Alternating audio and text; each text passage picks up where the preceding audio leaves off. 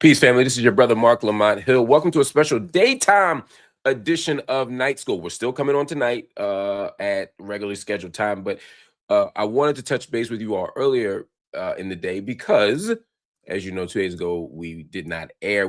I had a family emergency, and at the very last minute, couldn't make it to air. But there are stories that we need to talk about. There's stuff going on, and I love seeing and talking to y'all. So I said, let me jump on now, and then once again in the afternoon. So we're gonna hit some stories very quickly. We're not here for a long time. We are here for a good time. We'll do it and keep pushing. All right. First story is about Minneapolis. At least 1,000 more ICE agents are reportedly heading to Minneapolis, and many have arrived as we speak. According to CNN, they're reporting that the agents started deploying Friday and over the weekend. And remember, there's already 2,000 ICE agents there. And the surge is coming because of the tensions that are flaring between federal law enforcement and locals after an ICE-involved shooting last week that left a mother of 3 dead. Local officials say that they are blocked from the federal probe and want more evidence to potentially pursue a case against the ICE agent. This is a moment that many people are unprepared for. Intellectually, politically, culturally, etc. What Donald Trump is doing is not historically unprecedented. The U.S. has in many cases used federal, state, local agents against its own citizens. The United States, in many cases, has imposed martial law and all forms of violent disorder in its cities. So let's not pretend that this has never happened before. But what Donald Trump is doing right now is another level. It's U.S. policy at its worst on steroids. That's what we're seeing right now from Donald Trump, and it is absolutely scary. The national attention to this case obviously has intensified because a civilian, an unarmed person, was killed. And the fact that it's a white woman doesn't hurt matters in terms of the publicity because, again, Black people, immigrants, particularly brown immigrants, are not legible as victims. But a white woman? Oh, shit start changing. But for me, the woman's whiteness or non-whiteness, her womanness or her non-womanness, or her identity is not the priority for me. But it's an issue. The priority for me is the fact that the United States is waging war on its own cities, and they're using the scare of the crazy immigrant, of the violent immigrant, to stoke the flames of division and to impose fear in the public, because this only works if the public is scared or angry or both. 5 Democratic cities in the last week, 2 weeks, have been drained of resources. The United States government under Trump has said very clearly, we're not giving you social resources. We're not giving you welfare. We're not giving you mother's milk. You're not getting aid because we're afraid that the money's really going to immigrants. And again, these are all Democratic-run cities. So this is a political war. This is a social war, but it's also an economic war. Don't be distracted by all the foolishness that Donald Trump is doing. There's a plan here. He may not be the engineer or the architect of the plan, but he is executing it because his face and his brand lends legitimacy to it in this world. They want y'all to be afraid. They want you all, and now I'm talking to white people, they want you all to believe that you're losing your country, that the thing that you own as property, your whiteness, is at stake. It's vulnerable. It's fleeting. And the only way to hold on to it is to stop the people who are taking your jobs, stop the people who are infiltrating your neighborhood, stop the people who are draining your resources. And they make you believe that it is people south of the border doing those things. They don't want to wage war on the billionaire class. They don't want to wage war on the millionaire class. They want to wage war on the poor, sometimes the middle class, for sure, often the lower middle class, and they want to wage war on those who are at the bottom of the economic ladder and the social ladder. So it's not just poor folk, it's brown folk. It's not just brown folk, it's immigrant folk, undocumented folk. They want to create a framework and a narrative to have you believe that they're the problem.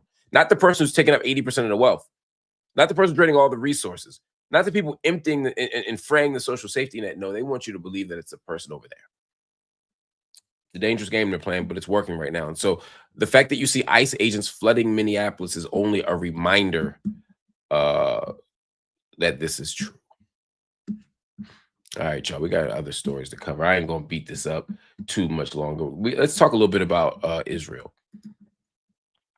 Israel has cleared the final hurdle before starting construction on a contentious settlement project near Jerusalem that would effectively cut the West Bank in two. A government tender, which seeks bids from developers, would clear the way to begin construction of the E1 project. Again, the E1 project.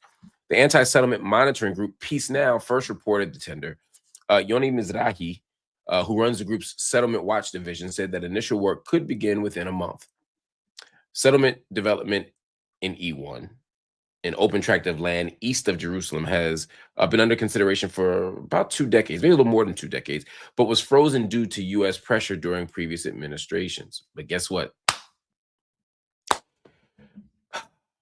Anyway, the E1 project is especially contentious because it runs from the outskirts of Jerusalem deep into the occupied West Bank. Critics say that it would prevent the establishment of a contiguous Palestinian state in the territory. And the tender, publicly accessible on the website for Israel's Land Authority, calls for proposals to develop 3,401 housing units.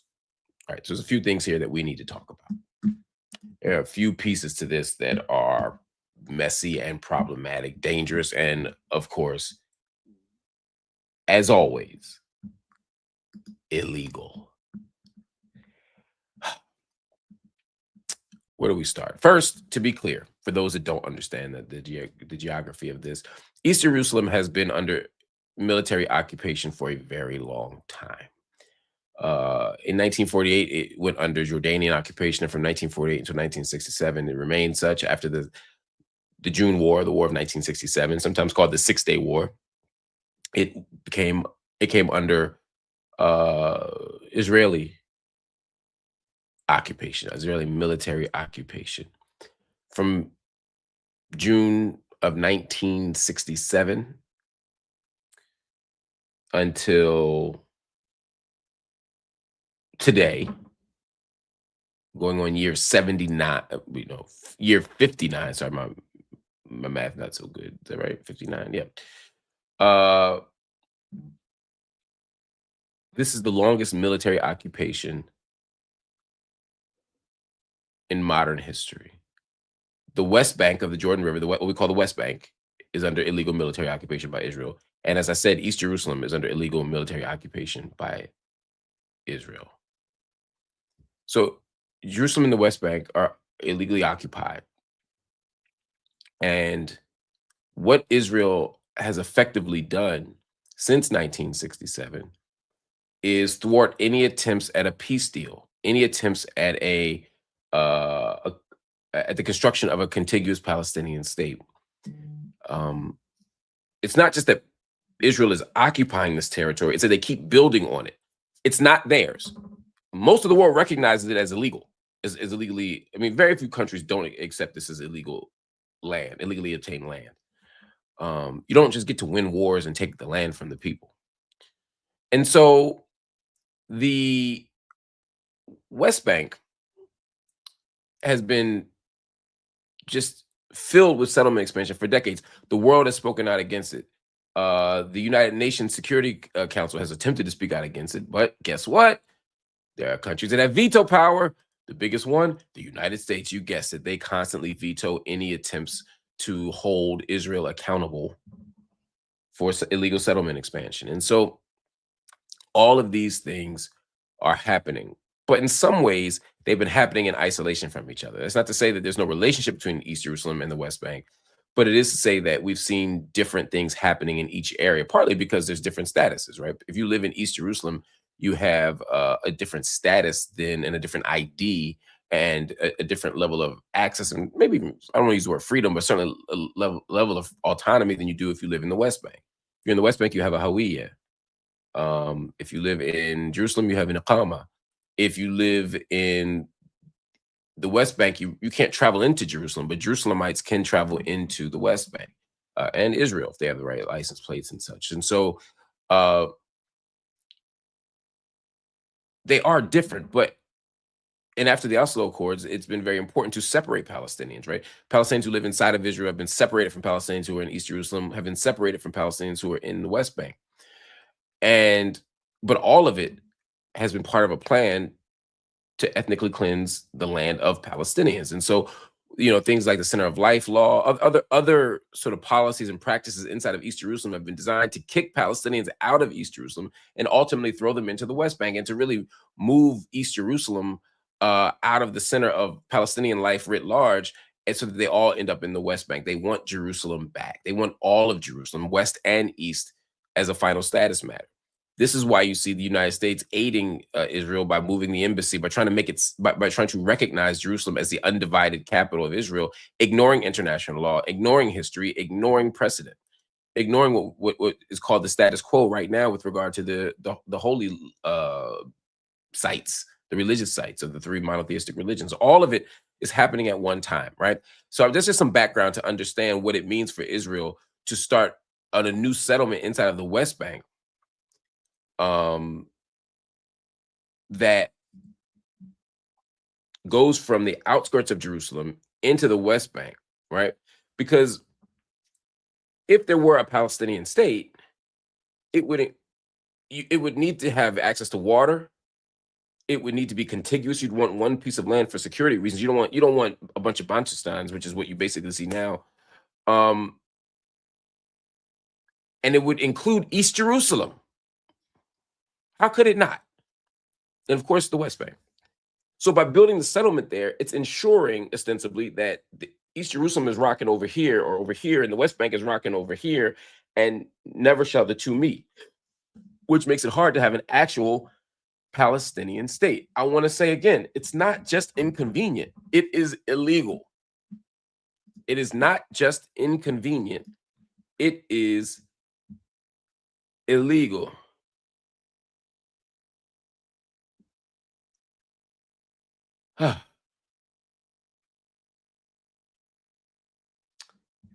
We'll continue to monitor.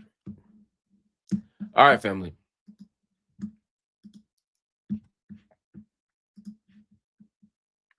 Thousands of nurses in 3 hospital systems in New York City went on strike today after negotiations through the weekend failed to yield breakthroughs in their contract disputes. About 15,000 nurses walked off the job at 6 a.m. That's according to the New York State Nurses Association.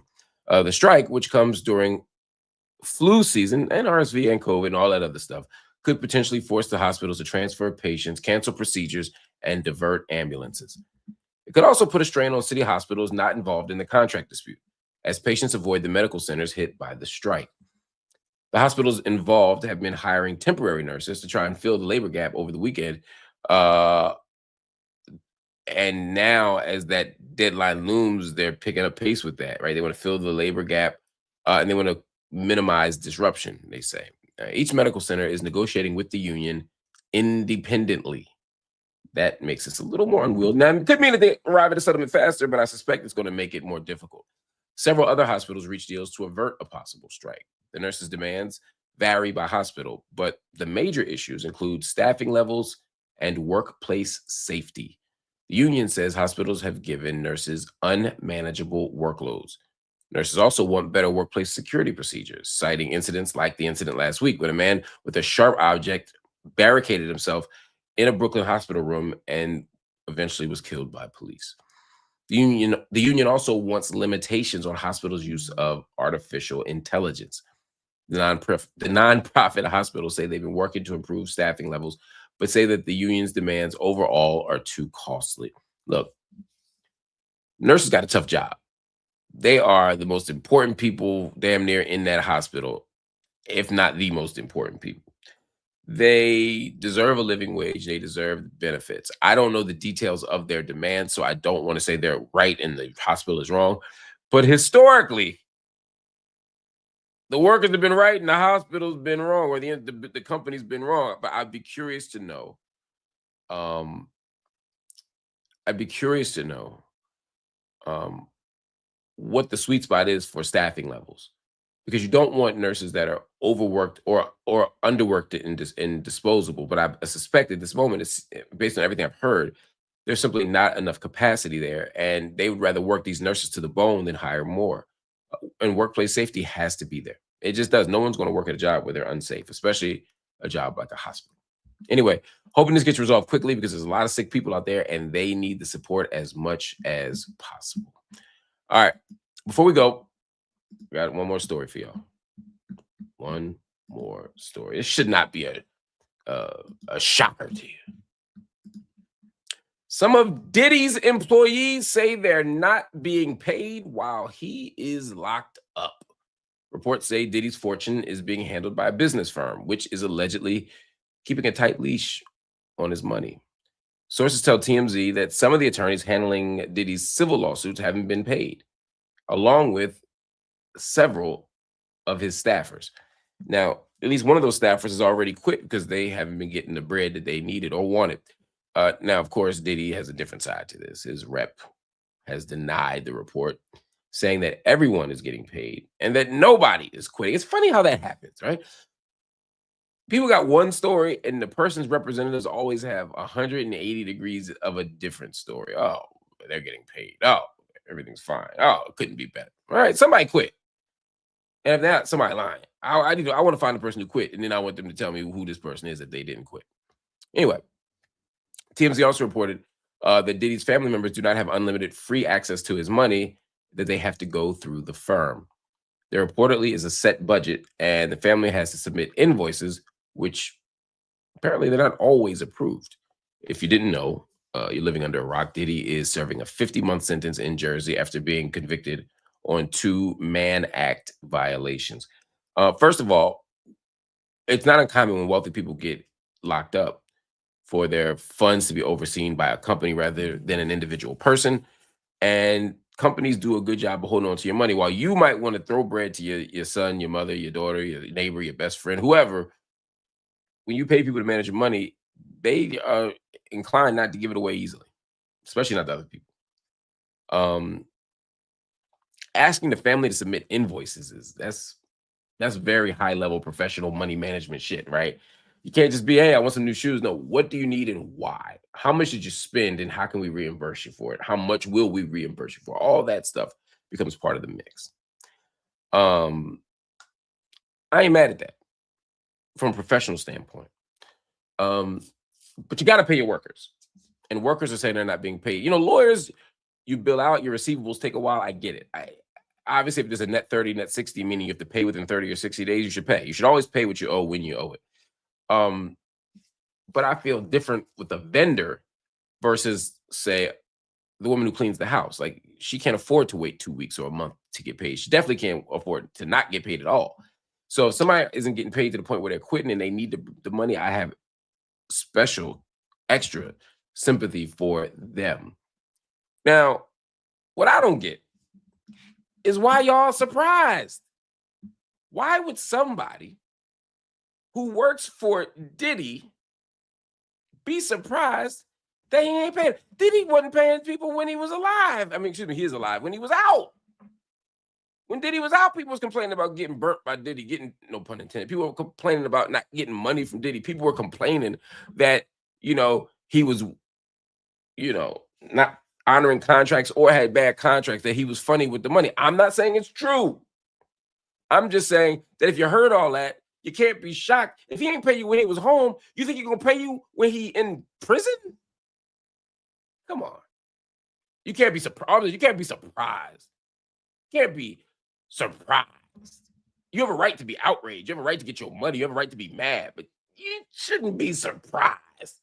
Anyway, just another interesting piece of the puzzle here. You add that to the fact that Donald Trump has made it very clear that he is not pardoning Diddy. He said, yes, Diddy wrote to me. Yes, he asked for a pardon, which to me was messy and unnecessary to disclose, but whatever, he did it. And he's saying, I am not looking into it. You know, that's payback because him and Diddy go way back. Trump and Diddy go way back. But Trump made it very clear that he didn't like that Diddy didn't support him last year or 2 years ago. He made it very clear that he noticed Diddy's lack of support, and he made it very clear that that would affect whether or not he'd look into a pardon for him. Now, that's despicable. You shouldn't decide whether to pardon somebody based on whether they've given you money or support. You should pardon people when they deserve a pardon. But as we see, Trump's history is that he doesn't pardon people who deserve pardons. A few of them, but a whole lot of dirty people get pardons, which is probably why Diddy thought he could get one, because Diddy don't deserve a pardon. But he's like, Trump does what he does for his friends. Let's go. Unfortunately, doesn't look like it's going to happen for Diddy. It looks like he's going to, walk those 50 months off inside of the prison, which, is one thing. But the thing he can look forward to, based on these reports, is that his money's going to be there, because they not giving it away easily. Anyway, that's it for the daytime edition of Night School. We'll be back tonight, regularly scheduled time, where we're going to cover a whole bunch of new and interesting stuff. But I want to at least hit y'all with these stories so we could have a conversation, so you could have a conversation.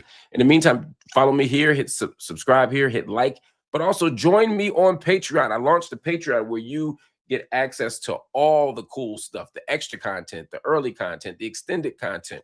You get access to office hours, which is a weekly deep dive into the most interesting and important issues of the day with one of the leading voices in controversial thinkers or minds in the world.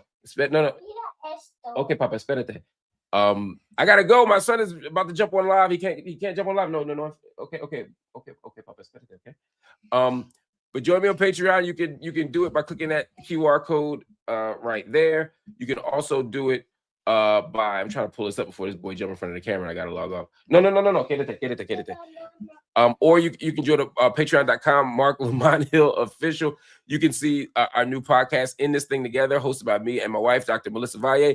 You can also see Office Hours, which is a weekly deep dive into the most interesting issues by some of the greatest minds and controversial thinkers in the world. You get all kinds of other content, extended, early, and extra. Make sure you check it out right now. Join me on Patreon. We'll talk.